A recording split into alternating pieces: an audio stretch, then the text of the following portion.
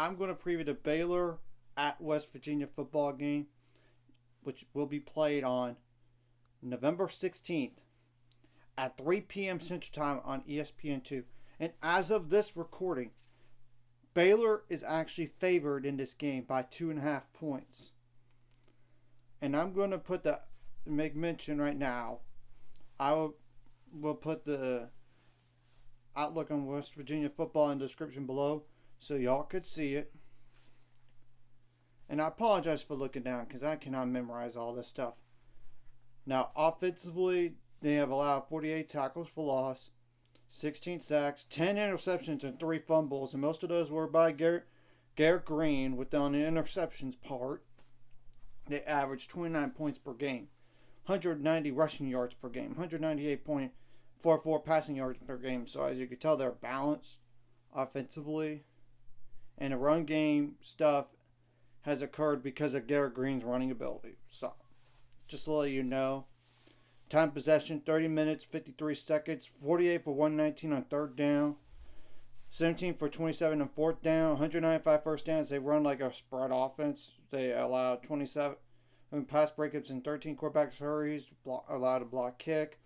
2 deep on the offensive line is 310.5 pounds. Now, there are some guys that are questionable for the game, to say the least. First one, I don't know if Garrett Green's going to even play. Number 6, 5'11", 201 pound quarterback. That is a senior. He's a better runner of the two quarterbacks, to be honest. And the other guy that has been starting the last few games is Nico Markiel. Number 8, 6'1", 223 pound quarterback. That is a sophomore. He's only started like the last few games because of injury.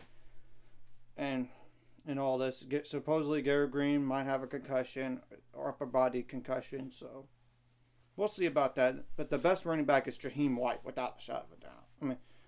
Without a shadow of a doubt, though CJ Johnson's right behind him. So Jaheim White, number 22, 5'7", 295 pound running back. That is a sophomore. And y'all can check out the stats in the description below so y'all can see it. Just make things faster.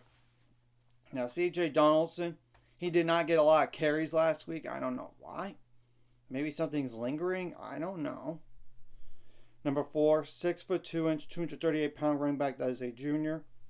That's really all the guys you really need to know because everybody else has 34 rushing yards or like on the season or less in terms of like a running back. Now, wide receiver wise, the leading receiver is Traylon Ray.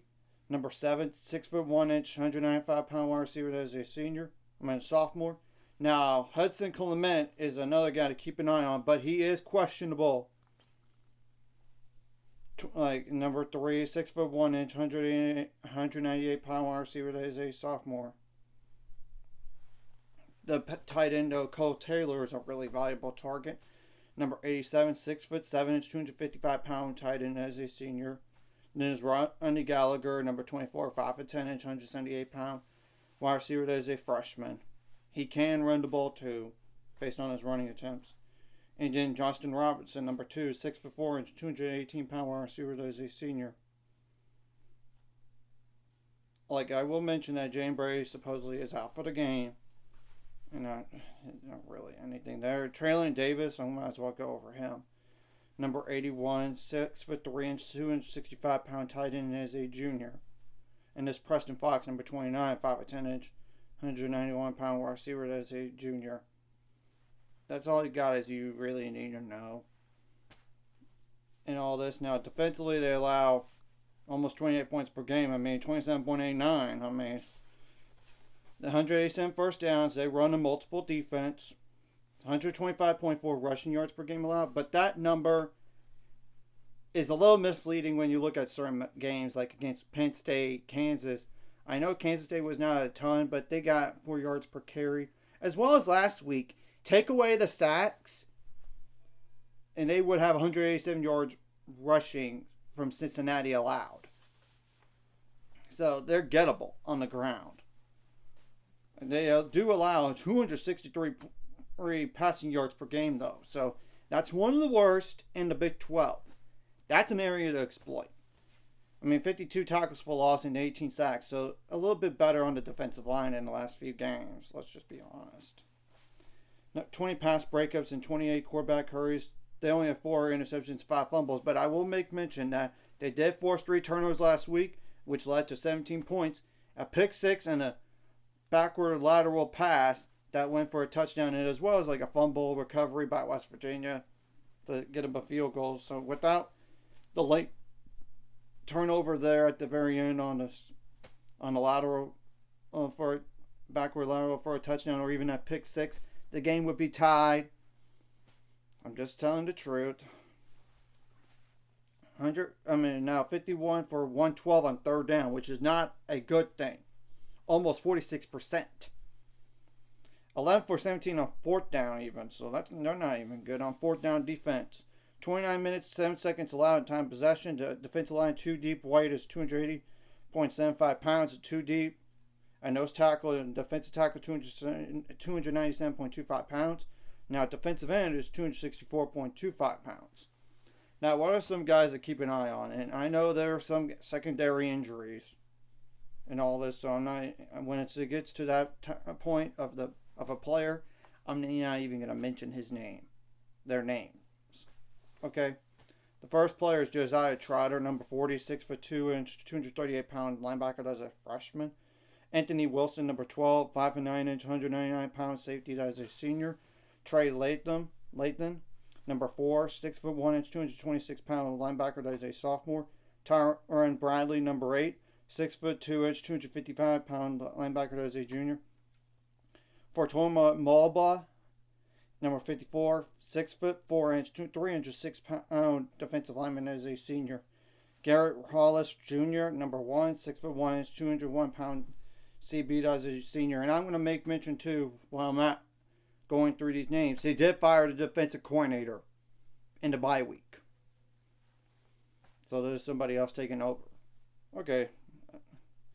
Enough to mention there. TJ Jackson, number 11. 6'1", 282-pound defensive lineman as a senior. Jaheim Joseph, number 3. 5'10", 209-pound safety as a junior. Kokora Tarnu, number 14, 6 foot, 198-pound safety as a senior. Now, the Aiden Garnes is out for injury, so not mention him on his height and number or anything like that. Ben Cutter, number 15, 6 foot, 225 pounds linebacker as a sophomore. Reed Carrico, number 35, 6 foot 2 inch, 232-pound linebacker that is a junior. Now Dantes Fagan, number 13, 5'10", 188-pound CB. That's a senior.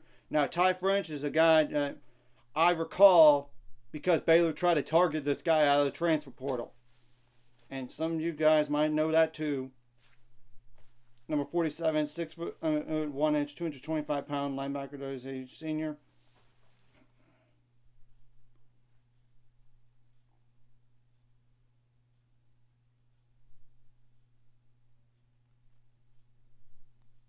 Yeah, I already kind of went over Anthony Wilson. I don't know. The only reason why I might have typed that up twice is because it was listed twice. Okay, I apologize there. Just ignore that part. It's like right after number 47 and it goes down to 12. Yeah. Ignore that line right there. And then Ashar Martin, number 5, 6'5", 295-pound defensive lineman as a senior. And Aubrey Brooks is out due to injury. Asani Redwood, number 92, 6'3", 290-pound defensive lineman as a sophomore.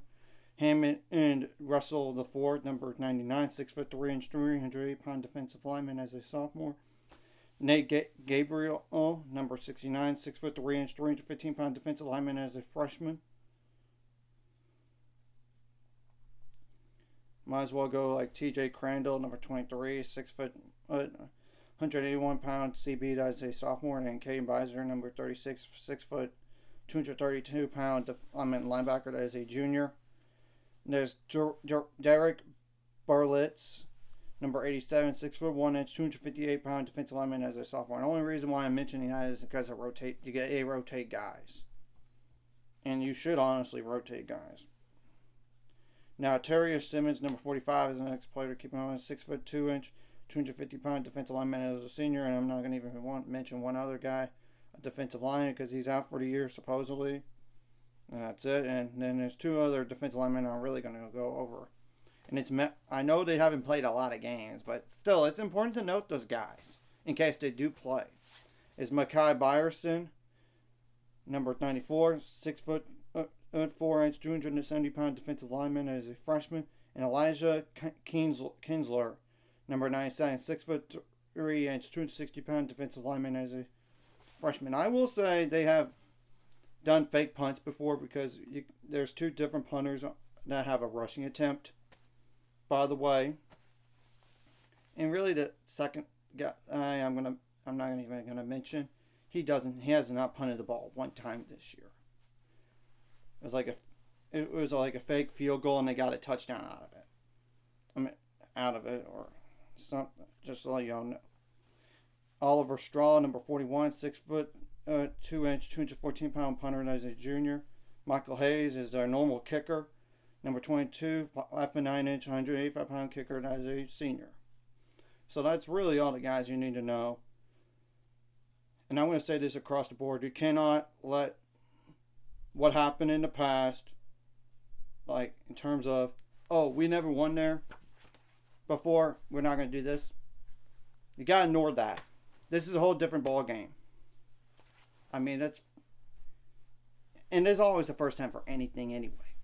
You got to make adjustments on the fly, not just on offense or defense or special teams, and not just from like first quarter, from quarter to quarter either. I mean, during those quarters of the game and every play.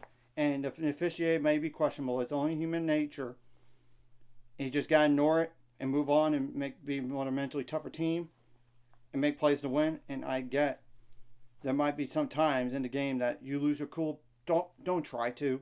Don't get yourself a penalty and limit your penalties as much as possible. And please do not commit dumb penalties like, let's just say, if, for example, like you get a sack on 2nd and long and there's a personal foul, unnecessary roughness, or in sports like something that leads to first down.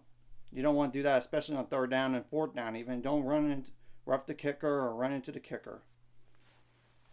You get that. And don't have personal foul targeting either in all this. I'm going to start with special teams first. It's going to make it brief. Don't have special teams blunders. Don't allow any fake field goals or fake punts to happen on you. You got to be in a good or in a return game, like when you're punting the ball and kicking off and kicking the ball off deep in the end zone every time. Don't allow anything to happen that way. And another thing across the board, try to take away the West Virginia crowd as much as possible. I mean, make them shut up and not say anything to the team to get them fired up. I mean, I'm just telling the truth. Now back to the special teams here. Of course, you got to have good blocking on those punts and field goals and make the extra points, unlike the last game where you missed an extra point. But you made up for the field goal. But that should not be just a one-off thing on the field goals if you had to do a game-winning field goal. You got to do it every time. Make your field goals count. I mean, and just tell them the truth about this here. And have good punt returns, kick returns if you can. I mean, that's just telling the truth.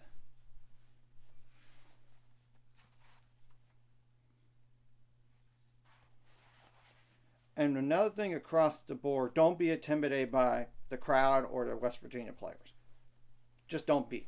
And show them we're not going away with the loss here. We're playing with a lot more confidence now than the previous confidence now with the 3-game winning streak here.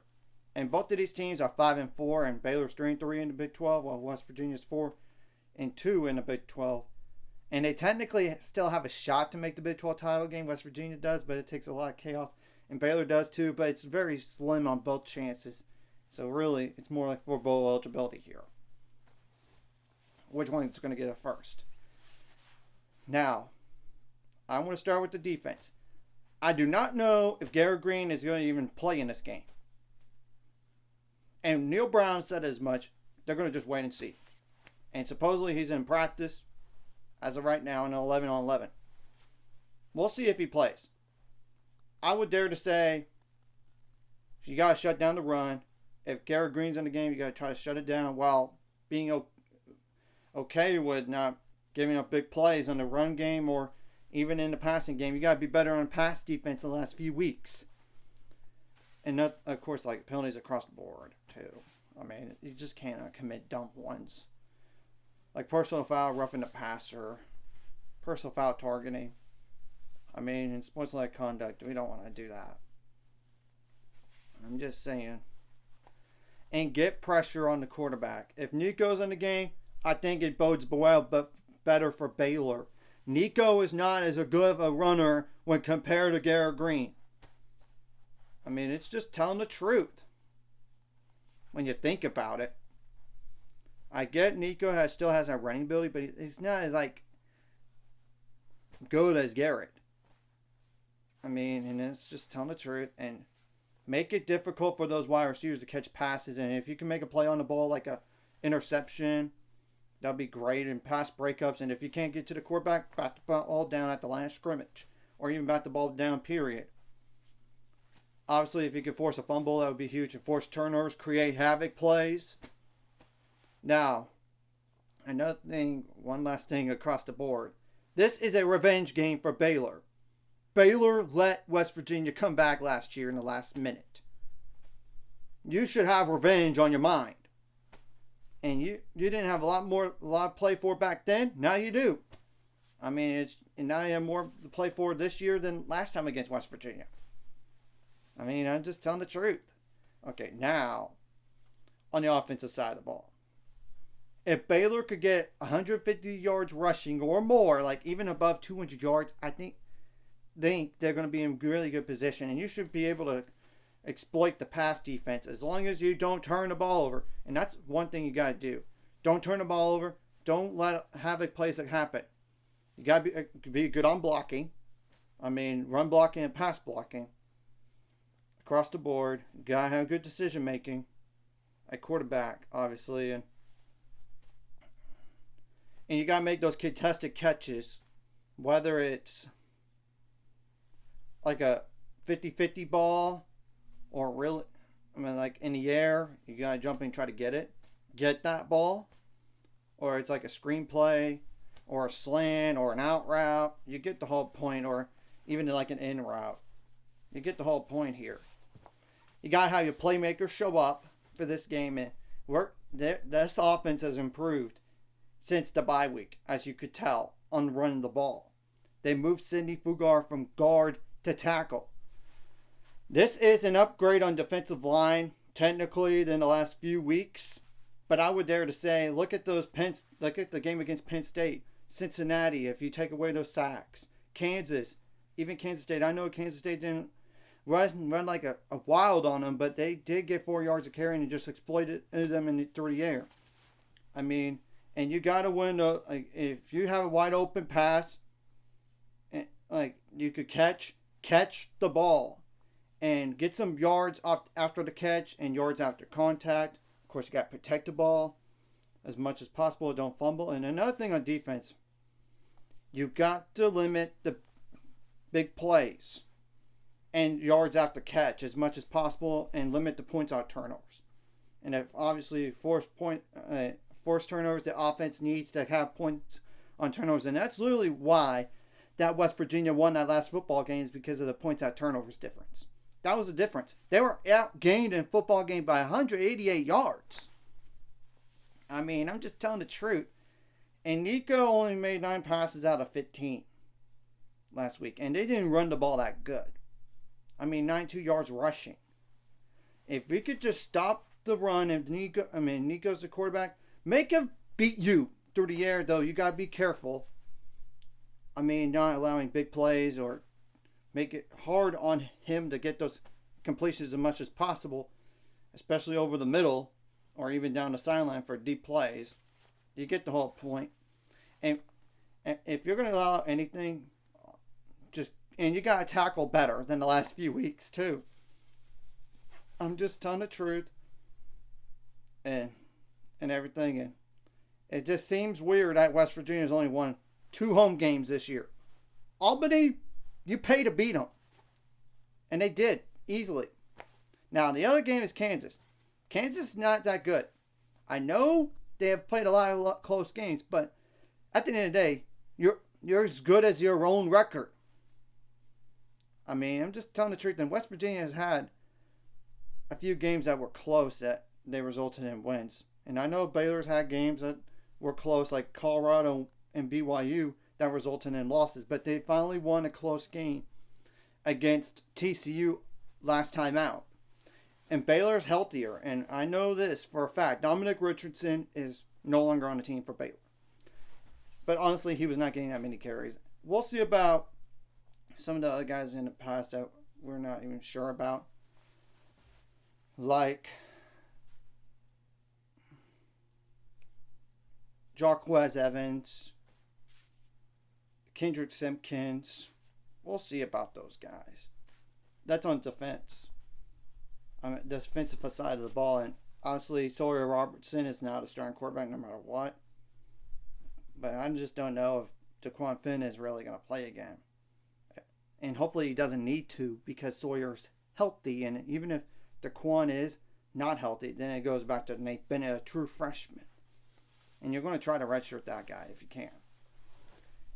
And the good news is West Virginia is now coming off of a loss from last week. If they would have come off from a loss, I would have thought this game would be more dangerous, potentially.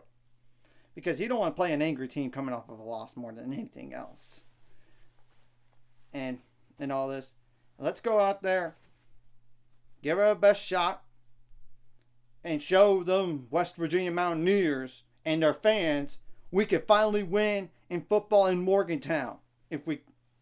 Because it's been overdue.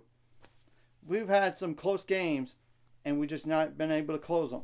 Or not even our best Baylor football teams has done that. But this year, West Virginia is not as good at home.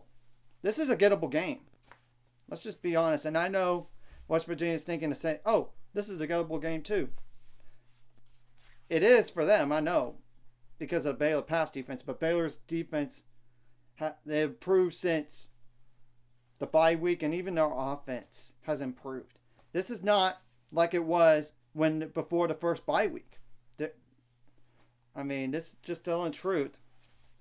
And all this. And let's just not create any drama for next week potentially. Hey, we still need to make a ball game.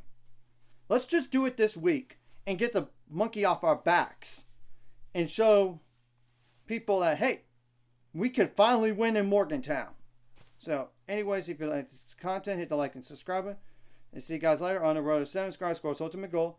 It's 1,000 more, so my money after this course. Like a video, comment video really helps YouTube algorithms so more people can see it. Sharing the video does help as well, so more people could watch. And if you're watching and not subscribed, hit subscribe button, ring the notification bell as well. Another thing, I do think this game will be close. I do not expect a blowout. If Baylor blows them out, I would be shocked. And same thing goes for West Virginia blowing out Baylor in us. We'll just see what happens.